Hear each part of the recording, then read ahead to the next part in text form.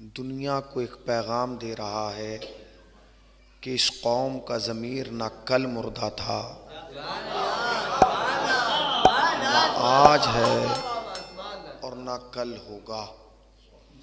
मजलिस नाम है हुजूम को इकट्ठा करने का, मजलिस नाम है लोगों को बुला लेने का, मजलिस नाम है रिश्तेदारों को बुला लेने का, मजलिस नाम है अहबाब को एक छत के नीचे बिठा देने का। मगर अगर आप हकीकतों की दुनिया में जाके देखें तो आपको एहसास होगा कि मजलिस खाली मजमा जमा करने का नाम नहीं है, बल्कि मजलिस नाम है एक तहरीक का, मजलिस नाम है एक तब्दीली का, मजलिस नाम है एक बदलाव का, मजलिस नाम है एक चेंजिंग का, मजलिस नाम है एक इनकलाब की बुनियाद का। वो मजलिस मजलिस नहीं है जिसके बाद फिक्र ना बदले, वो मजलिस मजलिस नहीं है जिसके बाद शऊर में बुलंदी ना आए, वो मजलिस मजलिस नहीं है जो हुर्रियत में आज़ादी पैदा ना करे, रूह में हुर्रियत पैदा ना करे। मजलिस तो जनाबे ज़ैनब ने हमारे हवाले की ही इसलिए थी ताकि हम सुबह क़यामत तक पैदा होने वाले हर आदम के बेटे और हर हव्वा की बेटी को बताएं कि देख हक क्या है और बातिल क्या है, रॉन्ग क्या है और राइट क्या है, अंधेरा क्या है और रोशनी क्या है, तारीकी क्या है और उजाला क्या है। आपके मिजाज का जुमला कह दूं, ये मजलिसें इसीलिए तो रखी गई हैं ताकि दुनिया तक पैगाम पहुंचा दिया जाए कि शहीद होने वाले कौन हैं और हलाक होने वाले कौन हैं।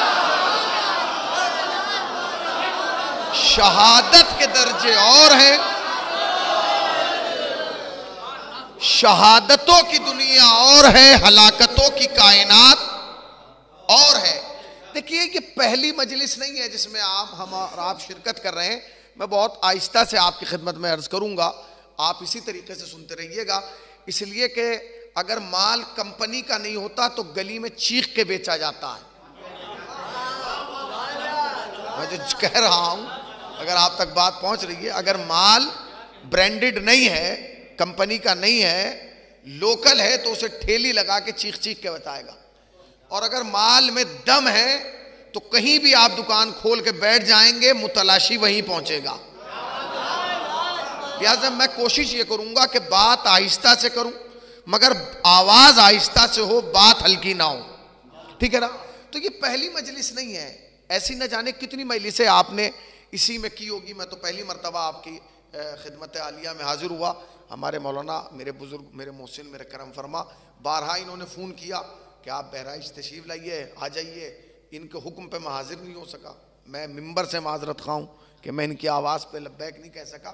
तो ये मजलिस क्या है? देखिए आज तक आपने जितनी मजलिसों में शिरकत की, अभी आप मौलाना ने मजलिस पढ़ी, इससे पहले आप बहराइच में थे, शिरकत करके आए, जितनी भी मजलिसें इस बस्ती में हुई और होंगी और होती रहेंगी इंशाअल्लाह, उनमें जितने भी लोगों ने शिरकत की, देखिए मैं बहुत बारीक सा जुमला कहने जा रहा हूं, शायद इसका रास्ता बहुत दूर तक चला जाए।